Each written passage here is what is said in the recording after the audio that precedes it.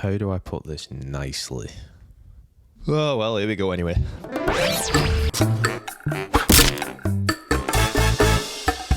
Hello everybody, welcome back to Better Call Lou. I didn't really know how to present this video other than with the Better Call Lou logos and all that, and music, which is quite nice, quite bouncy music, quite cool music. But I'm not really bouncing today. I'm livid, actually.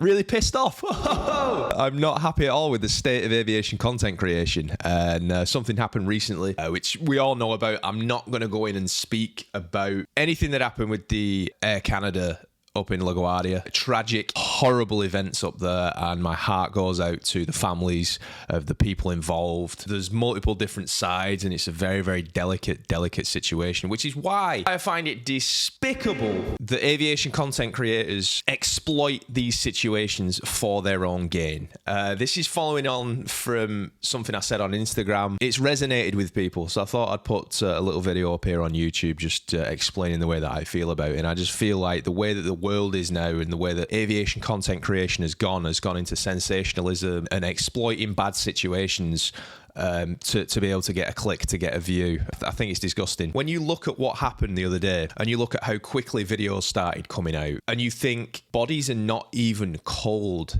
yet from that situation, and people are sprinting to their computers, to their sets to be the first to put a video up about it. I just can't get on board with it. You know what I mean? You've got debriefers, you've got former airline captains sitting down pretending to be about pilots when all they're about really is making money from the demise of pilots. It's sick. Literally, this happened like 2-3 days ago. The worst thing really is the speculation. You watch these videos, they'll start sprouting off things like, oh, this could have happened, this could have happened. It's like the bodies aren't cold yet, mate. They've not even got to the morgue and you've sprinted to your set. Dollar signs are already flipping in your eyeballs. They're all rubbing their hands together, smiling, laughing because they get to make a video about a tragedy because they know it's going to line the pockets with money. They know people are going to watch because that's what sells these days, unfortunately. And it's slipped into aviation. Sensationalism, tragedy, things that shouldn't happen are now what's getting views. Now, maybe I'm sat here getting a bit salty because I don't make these types of videos, and I just won't do that. I won't bring myself to do that. I could easily sit here and give you an empty video with empty views, with empty opinions about a situation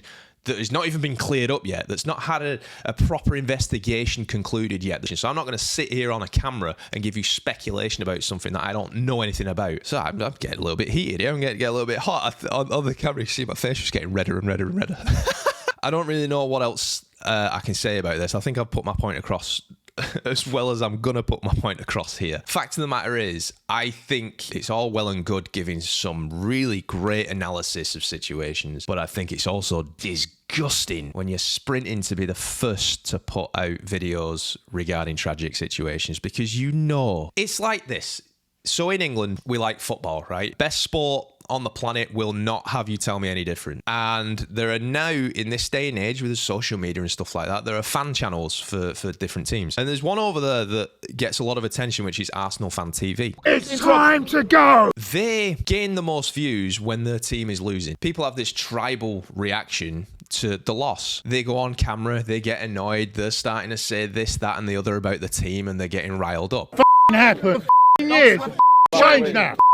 People watch it. Not so much when they're winning, but that's exactly the point. They are relying on bad things happening to their team to get views, and then they'll put it up and, you know, they'll sprint to go and talk to these fans after a loss. You know what I mean? They are excited with the prospect of making money from the loss. And that's exactly what's crept into aviation now with these crash investigation channels and all this. I can't stand it personally. And again, I may be sat here as a smaller aviation content creator. Like, you look at my subscriber numbers, 91,000, thank you. If you're not subscribed, subscribe. It's amazing. When you actually look at the views on my videos, I'm getting nowhere near those numbers, which is why it's not my full-time job anymore. So, you know, you could look at it and think, oh, he's just sitting there because he's salty that he's not getting views. And in all honesty, I am. Because I feel like my true, genuine aviation content, like when I go and fly and stuff like that, I want to make stuff like this is genuine. This is straight off the top of the dome. This ain't scripted. This is just me. My flying stuff, which I think is helpful to a lot of people, that makes me feel really good and feel really good for what I'm doing for aviation. What